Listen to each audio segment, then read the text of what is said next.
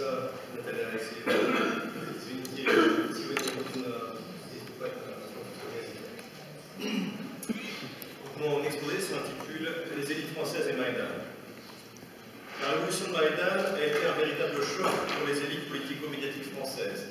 Au lendemain du 22 février, la presse, les membres des instituts spécialisés défilèrent sur les plateaux télévisés français expliquant que Vladimir Poutine n'était plus l'homme fort, dont les combinaisons habiles lui permettaient à chaque fois de l'emporter sur ses adversaires occidentaux. L'humiliation de Washington en Géorgie en 2008 était enfin lavée. Malheureusement pour eux, Maïdan fut suivi par le printemps de Crimée, qui vit le rattachement de la péninsule à la Russie en 3 semaines. Il y eut ensuite les soulèvements dans le sud-est de l'Ukraine, où les populations russes ou russophones n'acceptaient pas la rupture de l'ordre constitutionnel et la présence de ministres nazis au sein du gouvernement putschiste. La répression féroce de Kiev, orchestrée par le directeur de la CIA, John Brennan, parvint à mater une partie de la rébellion fédéraliste. Mais le conte de fées de notre révolution populaire que nous avaient vendu les élites françaises était mort. Pourtant, à aucun moment, les élites médiatiques et politiques françaises n'évoquèrent le poids disproportionné des nazis et des bandes armées dans la révolution de Maïdan et dans l'Ukraine actuelle. Ceux qui essayèrent furent aussitôt insultés et calomniés. En cela, la crise ukrainienne a révélé la nature même des élites politico-médiatiques françaises. Pour traiter le sujet, j'évoquerai dans un premier temps la nature de ces élites, puis dans un deuxième temps, je m'interrogerai sur cette alliance de circonstances entre gauchisme et nazisme, et enfin je terminerai en essayant de démontrer qu'au-delà de l'alliance de circonstances, il y a des origines communes à ces deux totalitarismes. La première partie concerne donc les médias et l'intelligentsia en France. Avant de rentrer dans le vif du sujet, je tiens à préciser ce qu'englobe le terme élite. Il s'agit en fait d'une part de l'intelligentsia et d'autre part de la quasi-totalité des grands médias français. Leur influence sur les partis politiques est grande, quoique en forte diminution, notamment au sein du mouvement souverainiste. Pour nos auditeurs russes, il est important de préciser qu'il n'y a aucune indépendance des médias en France. Contrairement à ce que l'on peut lire souvent, cette absence de liberté d'expression est très peu due à l'actionnariat de ces médias. Que ce soit l'État ou les actionnaires privés, cela ne change strictement rien. L'exemple du Figaro est intéressant à cet égard. L'actionnaire est le groupe aéronautique Dassault, dont Serge Dassault est propriétaire, est connu comme un russophile. Pourtant, la ligne du Figaro est un atlantisme sans nuance et l'hostilité à la Russie est ouvertement affichée. Cette hostilité se manifeste également par le choix systématique de journalistes de seconde zone comme attachés de presse en Russie depuis 15 ans. Le totalitarisme des médias français trouve davantage sa source dans la formation qui est donnée à nos journalistes. Les écoles qui les forment sont sous la coupe idéologique du postmodernisme ou plus simplement du gauchisme pour le modèle social et de l'atlantisme pour ce qui est du modèle géopolitique. L'intelligentsia et les médias français ont ainsi développé une forme de messianisme qui autorise le mensonge pour servir une cause reconnue juste par eux-mêmes. C'est cette certitude messianique, et sans doute quelquefois la peur de perdre son travail, qui explique le choc et le malaise de l'intelligentsia et des médias vis-à-vis du conflit ukrainien. Pour la première fois, ils ont dû ignorer ou même justifier ce qui en France avait toujours été présenté comme le mal absolu, le nazisme. J'en arrive à ma deuxième partie. Nazisme et gauchisme, une alliance de circonstances. La première fois que l'intelligentsia a soutenu un mouvement fasciste en Europe fut au moment des guerres de Yougoslavie. Il s'agissait alors du leader de droite Franco Tuđman. L'épisode fut bref et l'absence d'Internet à cette époque fit de cette opération de propagande un véritable succès.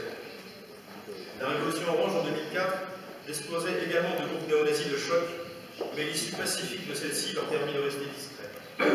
C'est finalement à Moscou, lors des manifestations de 2011, qu'on a pu observer l'étrange combinaison des forces qui avaient été mobilisées contre le Kremlin. Ainsi, 2 ans avant Maïdan, à Bolotnaïa, on a vu défiler à la fois des fascistes, des gauchistes, des libéraux pro-occidentaux et des militants LGBT. Aucun média français, bien entendu, pour relayer l'alliance entre le libéral Navalny et le nazi Nekouchkine. Ni lors des dernières élections d'ailleurs, a soutenu un autre libéral, Mikhail Kassianov. Cette désinformation se reproduisait au centuple au moment de la crise ukrainienne. Svoboda, parti ouvertement hitlérien, devint un parti de centre-droit. Sa présence dans le gouvernement post-Maïdan notamment à la tête du ministère de la Défense, qui aurait largement expliqué la réaction russe fut passée sous silence. La défaite non espérée de la Russie et de ses valeurs traditionnelles valaient ces petits mensonges. En effet, sur les sites LGBT ou nationalistes, on déplorait à égalité la réunification de la Crimée. Les uns parce que la gay pride et la propagande homosexuelle vis-à-vis des mineurs y étaient désormais interdites, les autres parce que les bataillons de volontaires n'avaient pu empêcher l'irrédentisme criméen. L'explication la plus simple et qui n'est d'ailleurs pas fausse est que les organisateurs de ces révolutions ont puisé partout où ils pouvaient trouver les opposants du gouvernement en place. Il s'agirait là en fait d'une alliance de circonstances. Mais, la troisième partie, cette explication n'est pas complète à mon sens. Il y a une véritable convergence, non pas entre le libéralisme, l'homosexualisme ou le suprémacisme racial, mais dans la manière dont ces fanatismes envisagent les populations qui résistent à leurs ambitions. Il y a une parfaite convergence sur ce que j'ai appelé le discours du sous-homme. Le discours raciste des nationalistes ukrainiens est bien connu. Les Russes sont des sous-hommes, car leur sang a été contaminé par celui des Tataro-Mongols.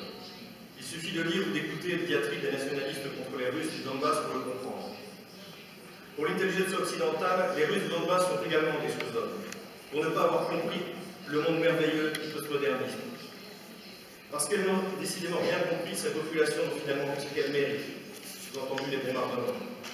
À partir du printemps 2014, la presse française n'a pas eu de mots assez méprisants pour ces populations, qui sont battées de leurs vieilles mines de charbon, leurs fonderies, leurs terres noires, la langue de leurs ancêtres, et la certitude d'appartenir à un monde aussi vaste dans sa géographie, dans son histoire, le monde russe.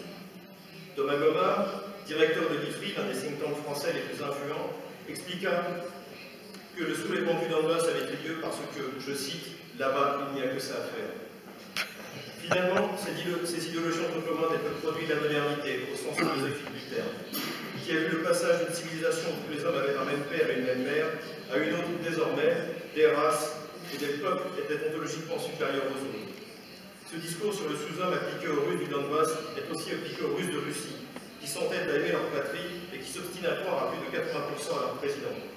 Comment expliquer cela si ce n'est par l'infériorité ontologique du peuple russe par rapport aux autres peuples occidentaux?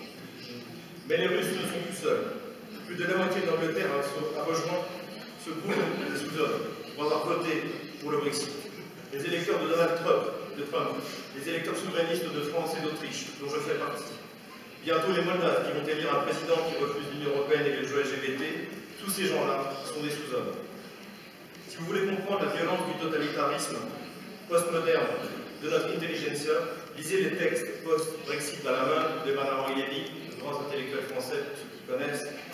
Bernard-Henri Lévy, que l'on vit aussi à Maïdan, prendre la parole contre le gouvernement Yanukovych face à la foule des militants de Svoboda. La crise ukrainienne a été l'un des révélateurs de cette faillite des intelligences occidentales, en général et françaises en particulier. La violence de leurs propos n'a d'égal que le désarroi qu'ils éprouvent en se rendant compte que leur influence diminue, que leurs journaux ne sont plus lus, que leurs télévisions ne sont plus regardées. Tout espoir est donc désormais perdu. Merci pour votre attention. Bravo.